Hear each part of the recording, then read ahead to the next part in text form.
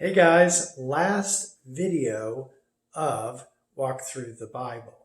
Video 9, the last one. We're going to wrap it all up.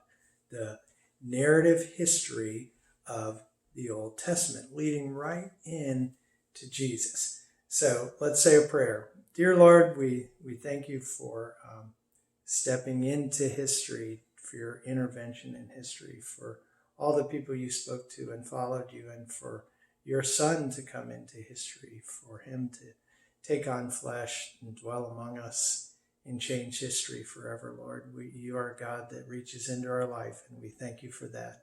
And may we be reminded of that as we study your story today.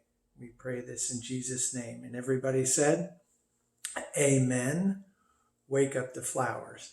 Now this edition, Video 9, is all about empires. We could name it The Empires Strike Back. Dun dun dun dun dun dun dun dun dun dun. Here we go with the map of the Fertile Crescent. This is the eastern side of the Mediterranean Sea, the Nile River.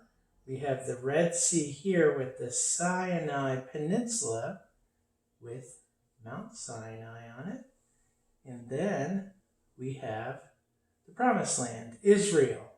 And so up here we have Sea of Galilee, the River Jordan, into the Dead Sea. I'm going to draw a line through it because, remember, last time there was a schism. So now a separation. And so now it has become the northern kingdom of, do you remember? Israel. And then the southern kingdom of Judah. This is how you remember. Southern kingdom's Judah because the tribe of Judah was in the southern kingdom. So Judah became the tribe of Judah in Benjamin, right here. And then the northern kingdom is the 10 tribes of Israel. So just 2 on the bottom, Judah and Benjamin, and then all the rest up north. And then we finish with the 2 great rivers, the Tigris, this one, and the Euphrates, this one, flowing into the Persian Gulf. We also always like to point out Mount Nebo on the edge of the Promised Land. That Moses looked into the Promised Land, but was unable to enter. So, now, after the schism, remember how many kings did each one have? Israel and Judah, approximately 20 kings each, right? And so that is the books of 1st and 2nd Kings and 1st and 2nd Chronicles goes through the ages of the kings. And each one had 20. And so remember, we left last time saying, well, why don't they still have kings? There had to be some kind of end. And so I'm going to tell you what happened. And what I want to point out is this, at this time, was the rise of great empires. The Empire Strikes Back. Do you remember, we've already talked about some of the empires. Name the 2 civilizations or empires on each end of the Fertile Crescent. So down here, we have Egypt. Egypt was an empire, a great, powerful empire for a very, very long time. And actually, still is its own country. And so we have Egypt down here. We have, on the other side of the Fertile Crescent, right here, is what? Babylon. Right. So we've got Babylon here. I'm going to put a B for Babylon. We've got Egypt here. E for Egypt. Now let me introduce you to a couple more. If you go up the Tigris River to around the top, there is a big city named Nineveh. That's where Jonah was supposed to go, and then he ran away. was swallowed by the great fish, and the fish spit him out on the land. And while he was in the belly of the fish, he decided, God is real, and I'm going to follow what he says to do. So he eventually did go to Nineveh. And Nineveh repented because of Jonah's message. He was a prophet of Israel. So this is the empire of Assyria. I'll spell that out. Assyria. Up here, right at the top of the Tigris, is Nineveh, is the capital, and it is the empire of Assyria. See, there's all these empires over this time. And then down over here, this is what's now Iraq right here. Iran is down and over here, and this down here is where we get the Persian Empire. And there was another group called the Medes, and they were both of that's where Iran came from, the Medes and the Persians, and they would sometimes work together.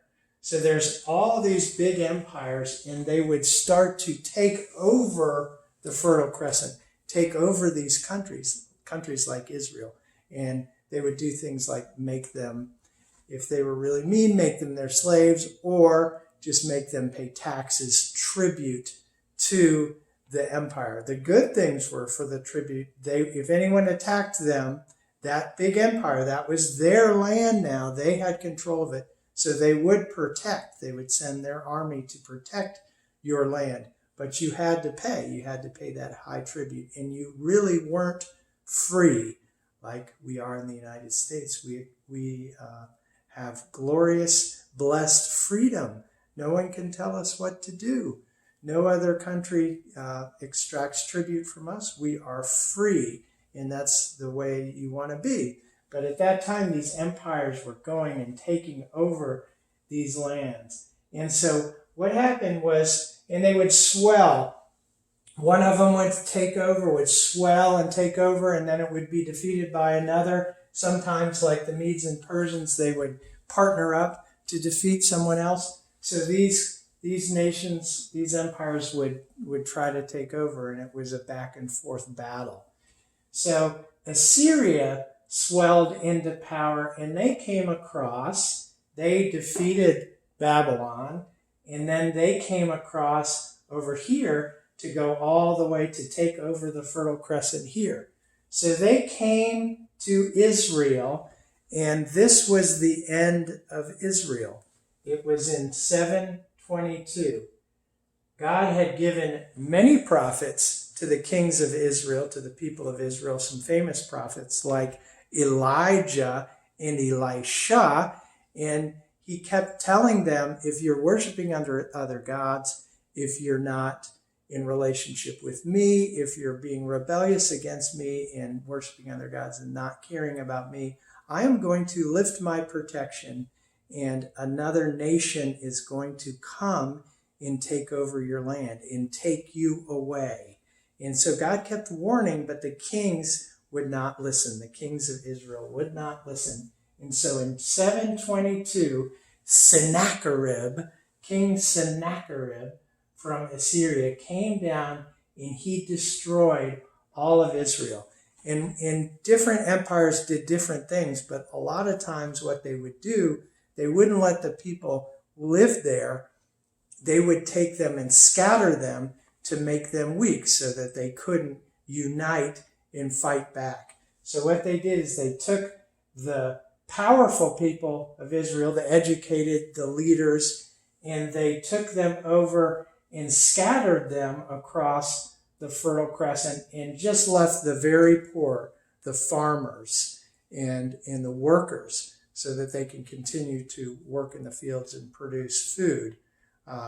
And so what happened, 722, Israel effectively is over. And so it's called the 10 lost tribes of Israel. Now, the ones that stayed, the farmers and others that were able to stay, they then were intermingled by these Assyria taking over these other nations, and then they brought some people in there. And so they intermingled and created a nation, and it was called Samaria, and they were the Samaritans. And so Jesus talks about the Good Samaritan. These were neighbors to Israel, to Judah at the time, because now Israel is in 722 defeated.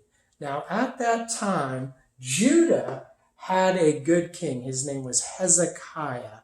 He had a faith in God. He was not rebelling against God like the kings of Israel.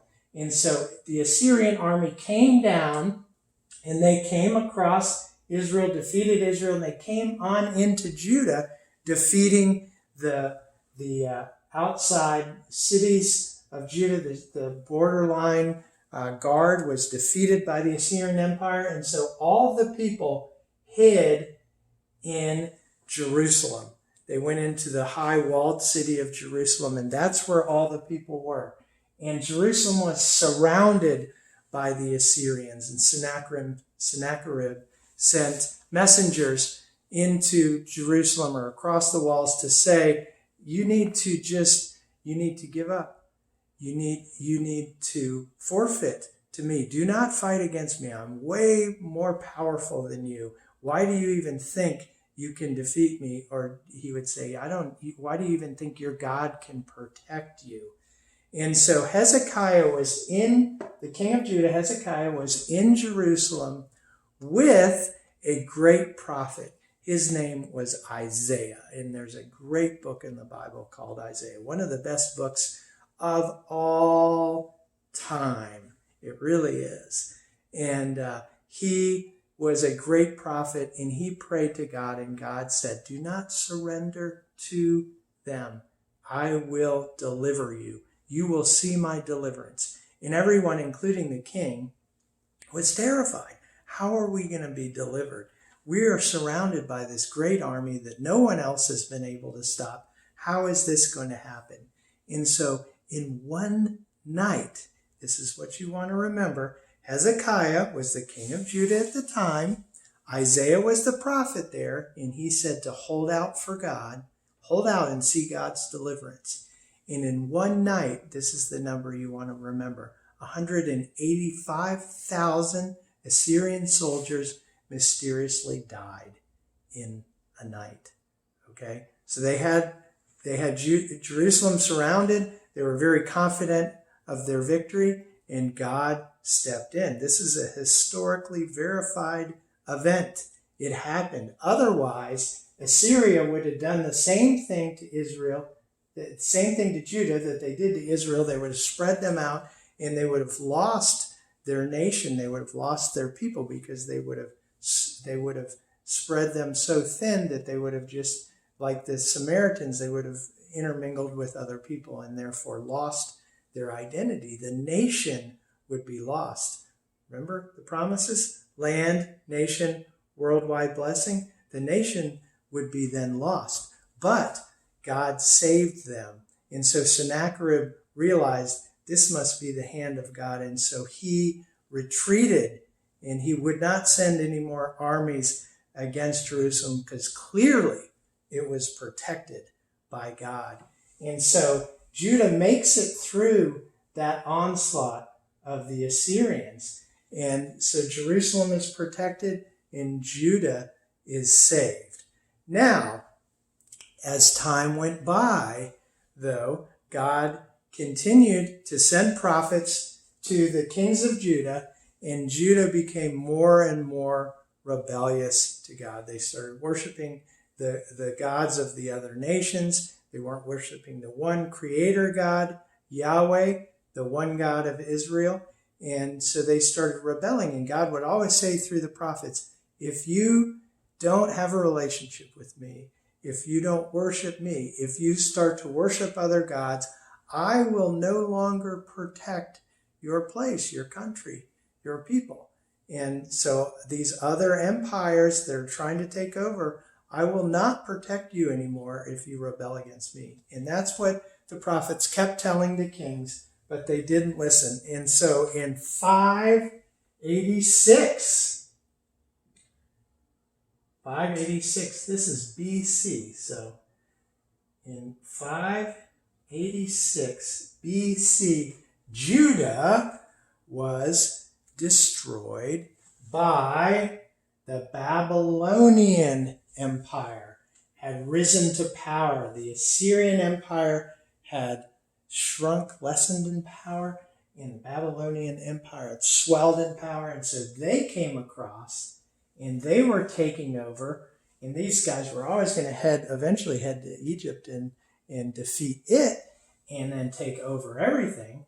But at this point, what happened is Babylon comes over and comes down. Israel isn't there anymore. They come to Judah, and God has lifted his protection over Judah in Jerusalem, and so they are able to defeat the people of Judah. They are able to destroy Jerusalem, and they destroy the temple of God, the temple that Solomon built. And all the beautiful things that were in the temple, like the Ark of the Covenant and other things that were made, remember, it was all the way Mount Sinai when they made the Ark of the Covenant with Moses. So they had that whole time, and there it was in the temple. And it's been lost ever since. And there's the movie, the Raiders of the Lost Ark, and it was in Babylon that they were looking for it because they knew the history and that it had been taken by the Babylonians and never returned. So what the Babylonians did is they, like the Assyrians, they would take the leaders, the educated, the powerful people, and you guys are all educated. That's a lot of power you got. And so they would take them, and instead of spreading them out like the Assyrians, they allowed them to stay as a people group, but they would not allow them to live in Judah anymore. They left the farmers and the poor, but they would take the educated and powerful, and they took them back, and they had them live in Babylon. So many Israelites were exiled. This is called the exile. They had to leave Judah. The temples, Jerusalem's destroyed. The temple's destroyed. Everything is really lost. The people are still alive, but they have been moved over here to Babylon, and they're living here. And there's the story of Daniel. He's a prophet of Israel, and he's actually also royalty of Judah. And he is picked by King Nebuchadnezzar of Babylon to be one of his advisors because he's so bright and talented, and God is clearly with him. And so there's the story of Daniel in the lion's den that we'll talk about another time. That's in the prophets. But there was also the prophet Ezekiel. He lived in exile. And so the Israelites, I'm calling them that, we can use that name, but they were technically from Judah. But they lived together there, and the prophet Jeremiah was even alive during this time, and he told them the whole time, God is not going to protect you. They thought God was going to protect them, just like they did for Hezekiah and the Assyrians back in 722. When he protected Jerusalem, Jeremiah said, no, God's not going to do that. And he was right. So 586, they came in. And they destroyed and they exiled the people. And Jeremiah said, Jeremiah was left there, actually, and then eventually taken down to Egypt by some other people against his will. He wanted to stay. But he said, you will settle in because you will be in exile for 70 years. You want to remember that. 70 years. Every year that you did not give the land a Sabbath rest. In the law that God gave Moses at Mount Sinai, it said you are to let the land rest every 7 years. Don't continue to plant crops. It was like a Sabbath. That's once a week, once every 7 days they were supposed to rest. And the land was also supposed to get a rest, but they didn't do that because of their greed. And so God said, well, these people are going to be exiled, and it's going to be for the amount of time that they did not give the land a Sabbath rest. And so 70 years. So Jeremiah said, listen, God's going to take care of you, but settle in because you're going to be there for 70 years. And God did take care of them. And they lived there for 70 years until something happened. And that was when the Persian king, Cyrus, in a night with the Persian army, snuck in through a drainage ditch through the wall into Babylon, surprise attacked them, defeated Babylon. Now Babylon's empire belongs to King Cyrus the Persian. And he decided, each empire decided differently what they wanted to do. And he said, I want you Israelites, you people of Judah, I have heard about the temple that you had. I've heard about your God, and your God is real. And so what I want you to do is I want you to go back, and I want you to rebuild Jerusalem, rebuild the temple, and pray for me. So all of Israel's prayers had then been answered. They couldn't believe it. We can go back. We can go back to the land. We can once again have the land in the nation and work towards that worldwide blessing that we were always supposed to be. And so they couldn't believe it, and God had blessed them so much. And so they went back. They went back and they rebuilt the wall. And so there's these post-exilic, there's the exile is when they were here, and then they went back. Those are called the post-exilic books. And it is Ezra and Nehemiah. In Ezra, they rebuilt the temple. In Nehemiah, they rebuilt the wall around Jerusalem. Now, here's another funny name. We got a lot of funny names today. Zerubbabel. Zerubbabel. He was the leader. He and Ezra went first, and they rebuilt the temple. Zerubbabel.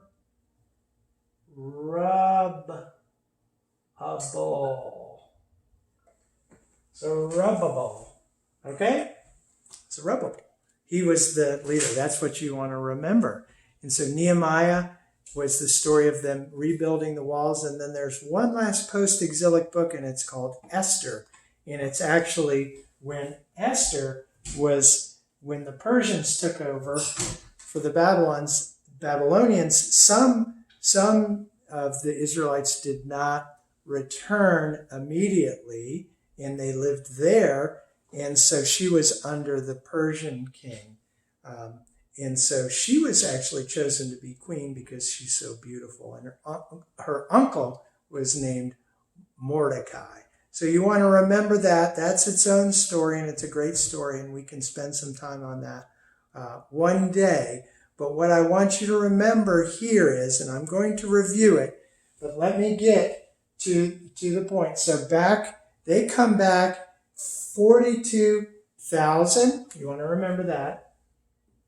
42,000 Israelites came back from Babylon and rebuilt Jerusalem, rebuilt the temple, rebuilt the walls.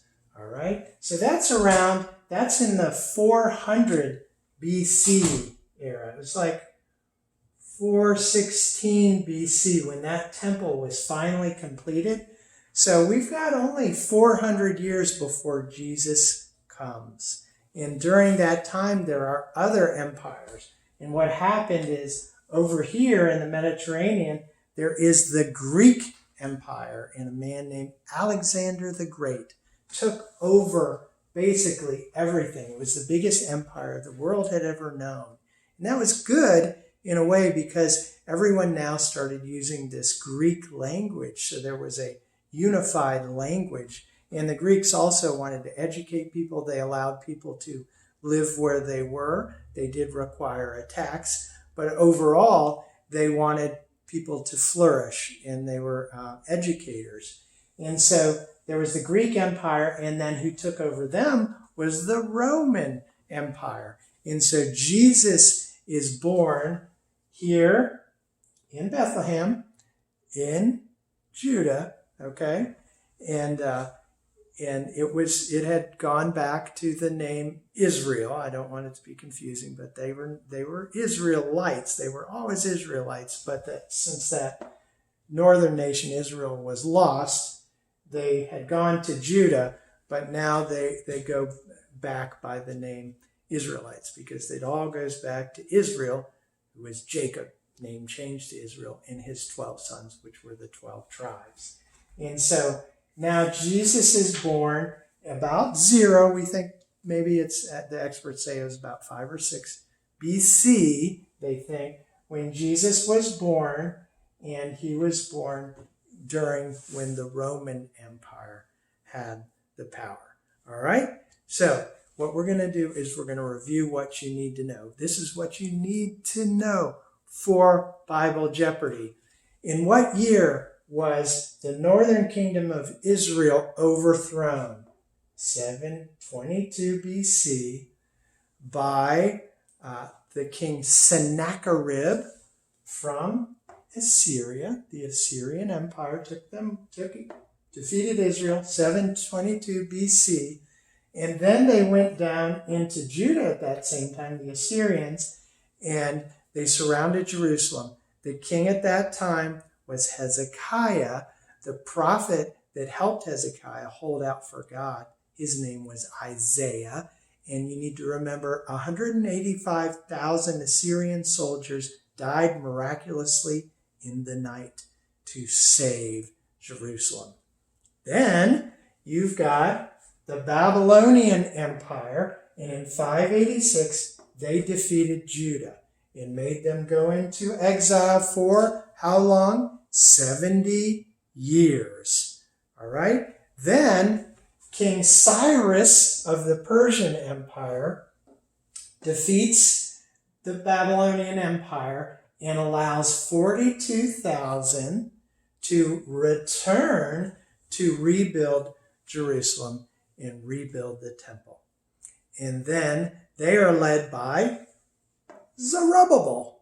Zerubbabel is the leader who, the governor at the time, really the king's period had kind of come to an end now. So now Zerubbabel, even though he's of the line of Judah of kings, he's really looked at as more of a governor, because they're really not free.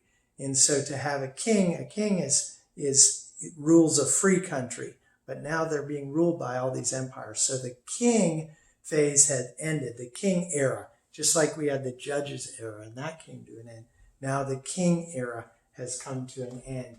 And so there was these other empires, and that's the end of the Old Testament, and the beginning of the New is when Jesus is born under the Roman Empire. Okay? So let's think about it. What we have gone through, when I say walk through the Bible, it's the historical part, and it's the historical part of the Old Testament coming right up to Jesus. We've gone from 2000 BC to when Jesus was born. When we reset the calendar, it became 0 again, and we started counting up. All right? And we've done Genesis, Exodus, Leviticus, Numbers, Deuteronomy. That's Moses was the leader. Now, who's the next leader? Joshua. Then it's the era of the Judges. Then there was the sweet story, love story of Ruth. And that introduces David, the beginning of the first Kings. And that was written by 1st and 2nd Samuel, who was the last. He was the last judge and the first prophet to the king. And so he talks about the very first king, Saul, and David. That's 1st and 2nd Samuel. Then we have the era of the kings, and that's covered in 1st and 2nd Kings and 1st and 2nd Chronicles. And they end with the exile, and then we have the post-exilic, the post-exile, when they were able to return. And those books are Ezra, Nehemiah, and Esther. That is the end of the historical books of the Old Testament. So this one you might have to watch again to remember everything that you need for Bible Jeopardy, but you know an awful lot, and we're going to prove it when we play Bible Jeopardy together. I look forward to that. We'll talk to you soon. Bye-bye.